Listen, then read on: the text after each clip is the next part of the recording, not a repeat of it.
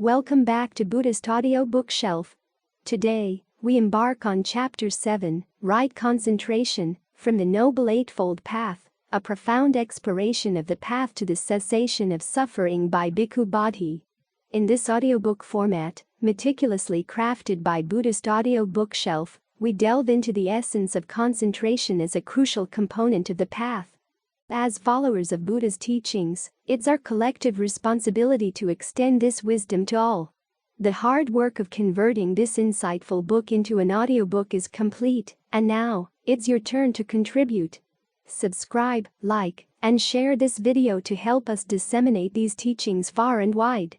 Let's begin this transformative journey together with Chapter 7. Right Concentration. The eighth factor of the path is right concentration, in Pali. Samma Samadhi. Concentration represents an intensification of a mental factor present in every state of consciousness.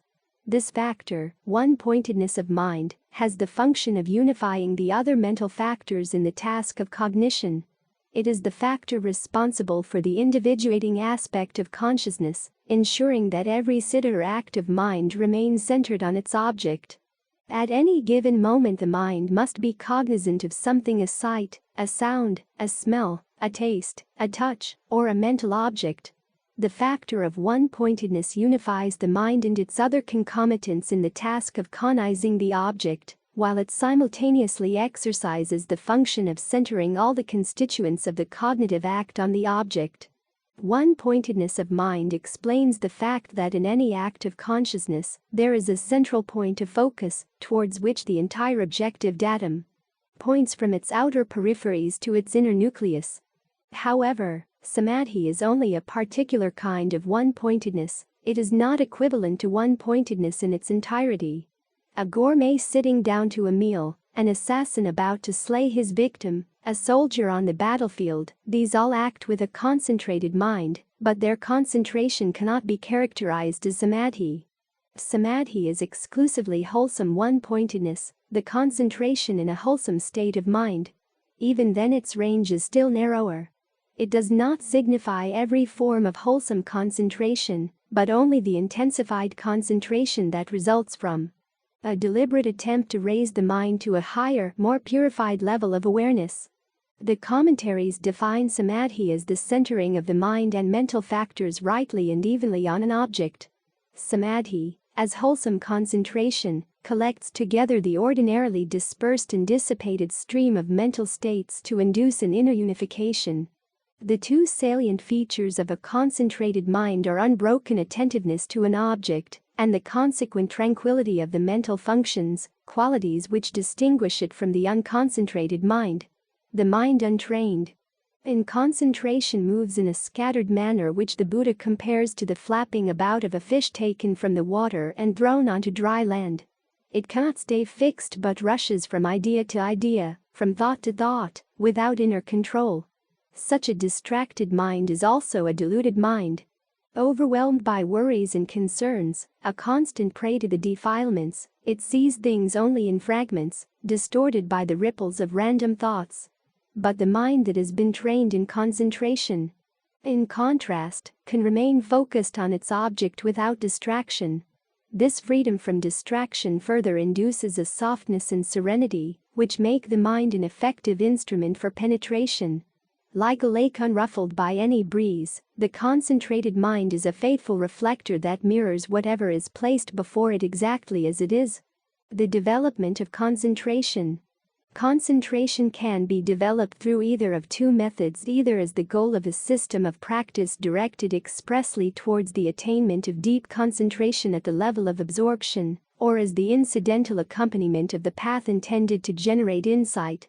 The former method is called the development of serenity, samatha bhavana, the second the development of insight, vipassana bhavana.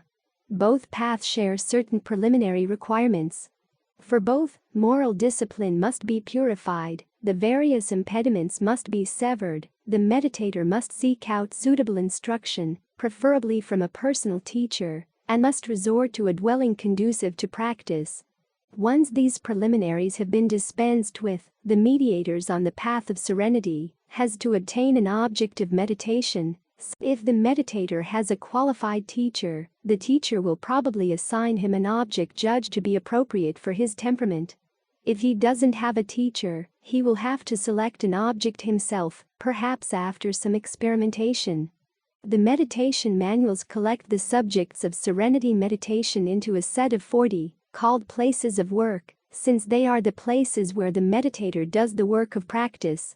The 40 may be listed as follows: 10 kasinas, 10 unattractive objects, 10 recollections, 4 sublime status, 4 immaterial states, 1 perception, 1 analysis.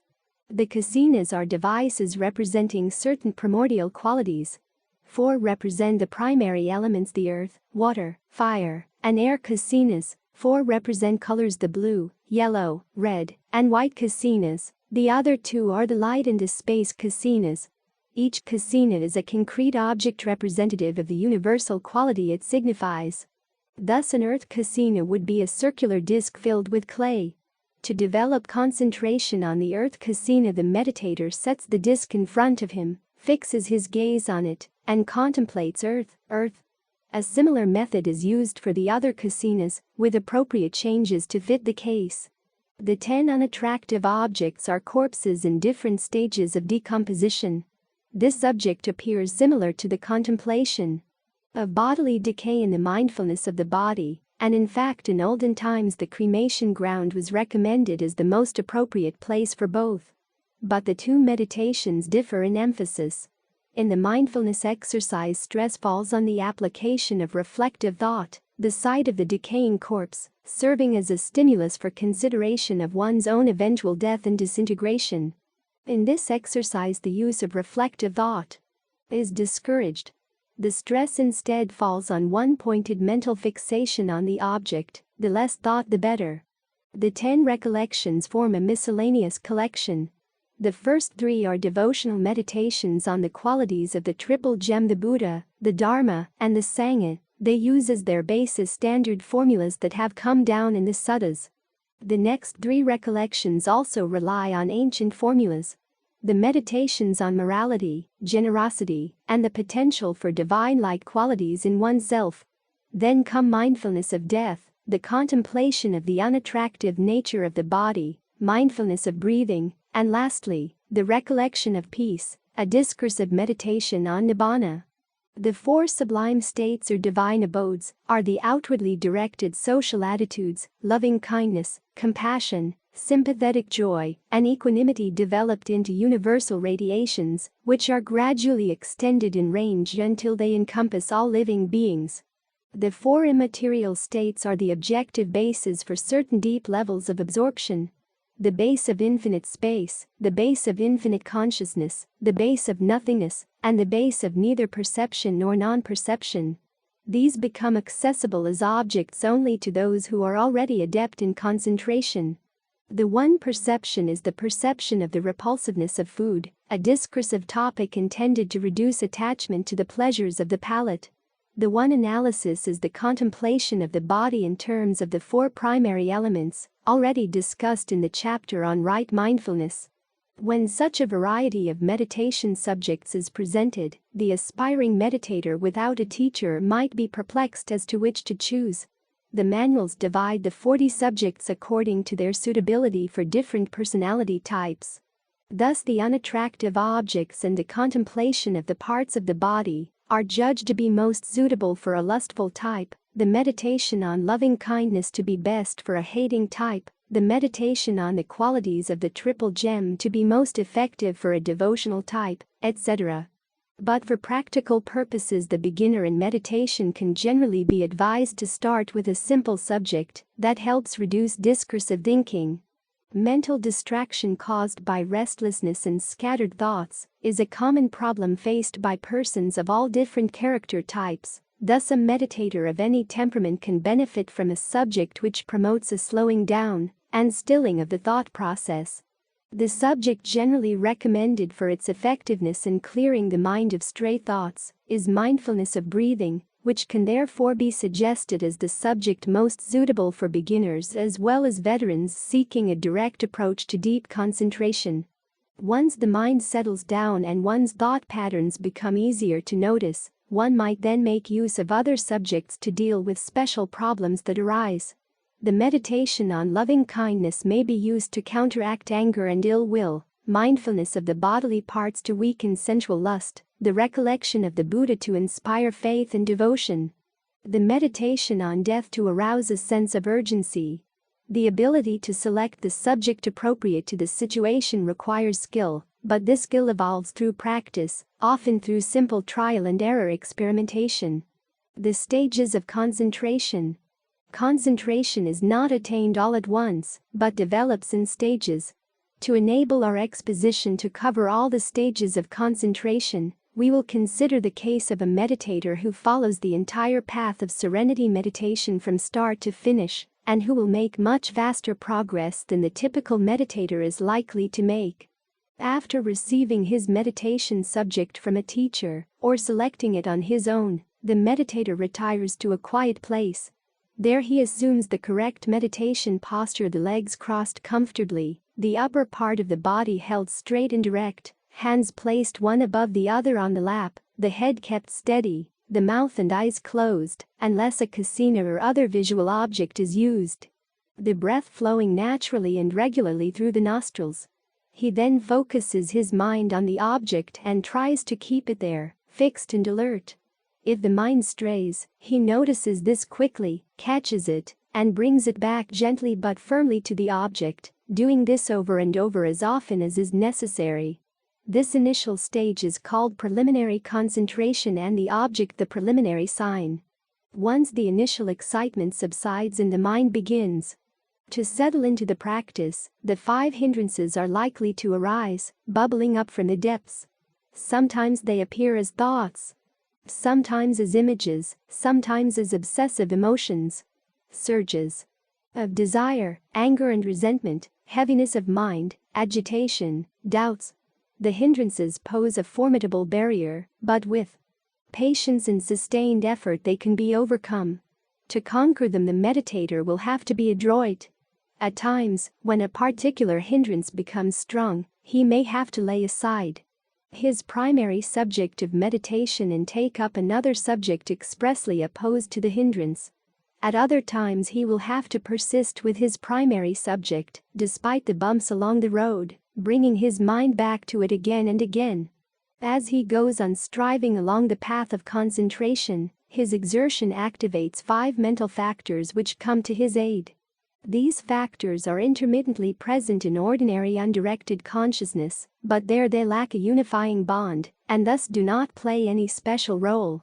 However, when activated by the work of meditation, these 5 factors pick up power, link up with one another, and steer the mind towards samadhi, which they will govern as the jhana factors, the factors of absorption stated in their usual order. The 5 are: initial application of mind, sustained application of mind, rapture, happiness. Initial application of mind does the work of directing the mind to the object. It takes the mind, lifts it up, and drives it into the object the way one drives a nail through a block of wood. This done, sustained application of mind anchors the mind on the object, keeping it there through its function of examination.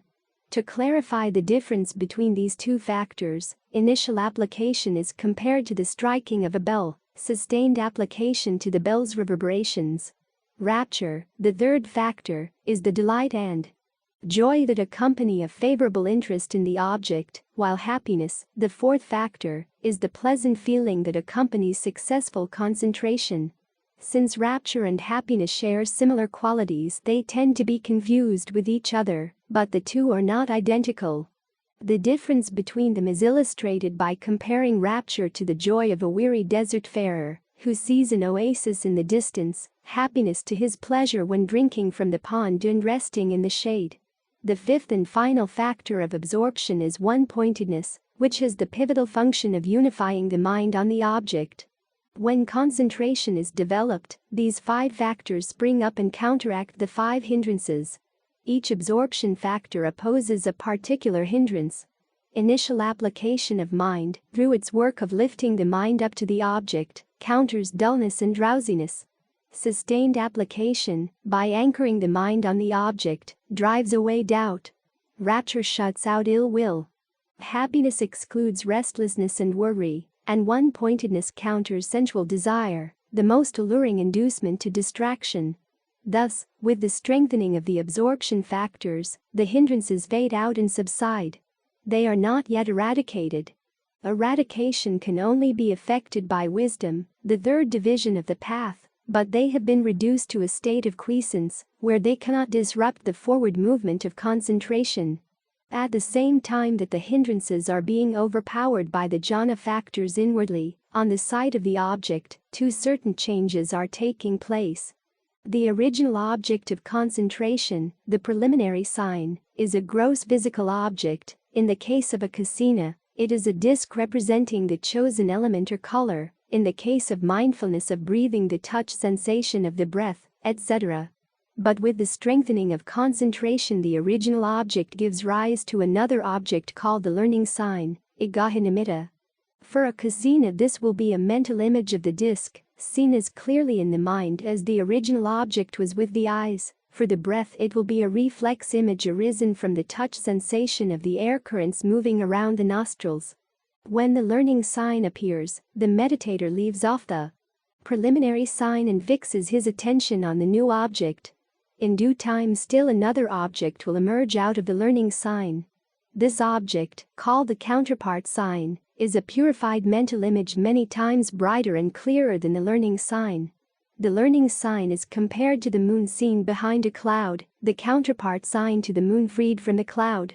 Simultaneously with the appearance of the counterpart sign, the five absorption factors suppress the five hindrances, and the mind enters the stage of concentration called upakara samadhi, access concentration. Here, in access concentration, the mind is drawing close to absorption. It has entered the neighborhood, a possible meaning of upakara, of absorption, but more work is still needed for it to become fully immersed in the object, the defining mark of absorption. With further practice, the factors of concentration gain in strength and bring the mind to absorption like access concentration. Absorption takes the counterpart sign as object. The two stages of concentration are differentiated neither by the absence of the hindrances nor by the counterpart sign as object. These are common to both. What differentiates them is the strength of the jhana factors. In access concentration, the jhana factors are present, but they lack strength and steadiness. Thus, the mind in this stage is compared to a child who has just learned to walk. He takes a few steps, falls down, gets up, walks some more, and again falls down. But the mind in absorption is like a man who wants to walk. He just gets up and walks straight ahead without hesitation. Concentration in the stage of absorption is divided into 8 levels, each marked by greater depth, purity, and subtlety than its predecessor. The first 4 form a set called the 4 jhanas, a word best left untranslated for lack of a suitable equivalent, though it can be loosely rendered meditative absorption. The second 4 also form a set, the 4 immaterial states.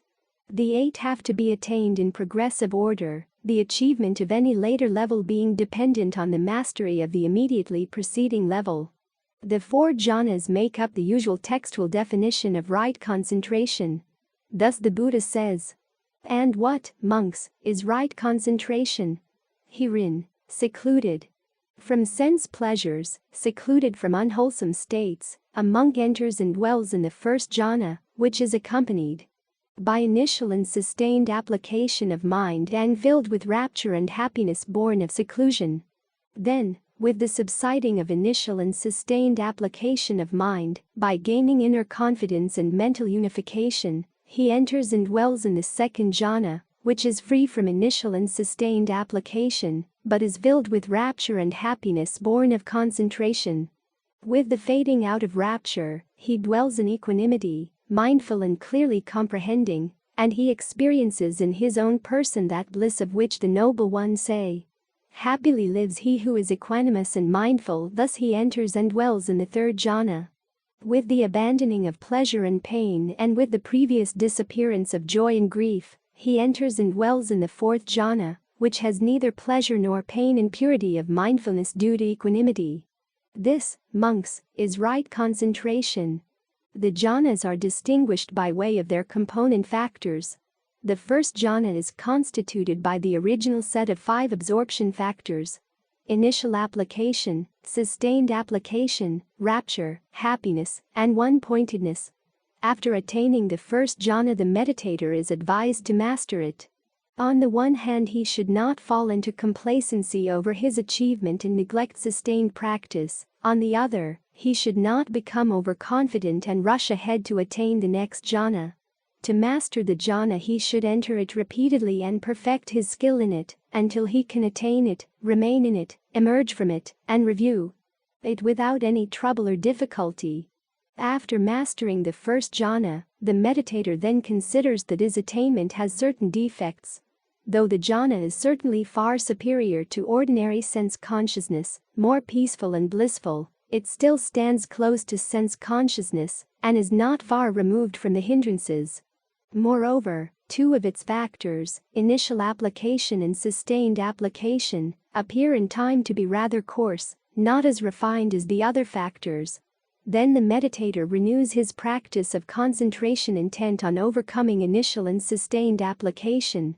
When his faculties mature, these 2 factors subside and he enters the second jhana. This jhana contains only 3 component factors: rapture, happiness, and one-pointedness. It also contains a multiplicity of other constituents, the most prominent of which is confidence of mind. In the second jhana, the mind becomes more tranquil and more thoroughly unified, but when mastered, even this state seems gross, as it includes rapture, an exhilarating factor that inclines to excitation. So the meditator sets out again on his course of training, this time resolved on overcoming rapture. When rapture fades out, he enters the third jhana. Here there are only 2 absorption factors, happiness and one-pointedness, while some other auxiliary states come into ascendancy, most notably mindfulness, clear comprehension, and equanimity. But still, the meditator sees this attainment is defective in that it contains the feeling of happiness, which is gross compared to neutral feeling that is neither pleasant nor painful. Thus he strives to get beyond even the sublime happiness of the third jhana. When he succeeds, he enters the fourth jhana, which is defined by 2 factors, one-pointedness and neutral feeling, and has a special purity of mindfulness due to the high level of equanimity. Beyond the 4 jhanas lie the 4 immaterial states, levels of absorption in which the mind transcends even the subtlest perception of visualized images, still sometimes persisting in the jhanas. The immaterial states are attained, not by refining mental factors as are the jhanas, but by refining objects, by replacing a relatively gross object with a subtler one. The 4 attainments are named after their respective objects: the base of infinite space, the base of infinite consciousness, the base of nothingness, and the base of neither perception nor non-perception. These states represent levels of concentration so subtle and remote as to elude clear verbal explanation. The last of the 4 stands at the apex of mental concentration. It is the absolute, maximum degree of unification possible for consciousness. But even so, these absorptions reached by the path of serenity meditation, as exalted as they are, still lack the wisdom of insight, and so are not yet sufficient for gaining deliverance. The kinds of concentration discussed so far arise by fixing the mind upon a single object to the exclusion of other objects. But apart from these, there is another kind of concentration which does not depend upon restricting the range of awareness. This is called momentary concentration. To develop momentary concentration, the meditator does not deliberately attempt to exclude the multiplicity of phenomena from his field of attention. Instead, he simply directs mindfulness to the changing states of mind and body, noting any phenomenon that presents itself. The task is to maintain a continuous awareness of whatever enters the range of perception, clinging to nothing. As he goes on with his noting, concentration becomes stronger moment after moment until it becomes established one-pointedly on the constantly changing stream of events. Despite the change in the object, the mental unification remains steady, and in time acquires a force capable of suppressing the hindrances to a degree equal to that of access concentration. This fluid, mobile concentration is developed by the practice of the four foundations of mindfulness, taken up along the path of insight. When sufficiently strong, it issues in the breakthrough to the last stage of the path, the arising of wisdom. Appreciation for your attentive listening. We've reached the conclusion of Chapter 7, and anticipation is high for our upcoming encounter in Chapter 8, titled The Development of Wisdom. Echoing the Buddha's wisdom that Dharma donation reigns supreme, the author's dedicated efforts encompassing this book align with our relentless work at Buddhist Audio Bookshelf to convert such literature into accessible audiobook formats. Now, you have the opportunity to contribute to the Dharma donation simply by subscribing, liking, and sharing this video. Your involvement means a lot to us, and we express sincere gratitude for being a part of our community. Stay tuned for more enlightening chapters on this journey together.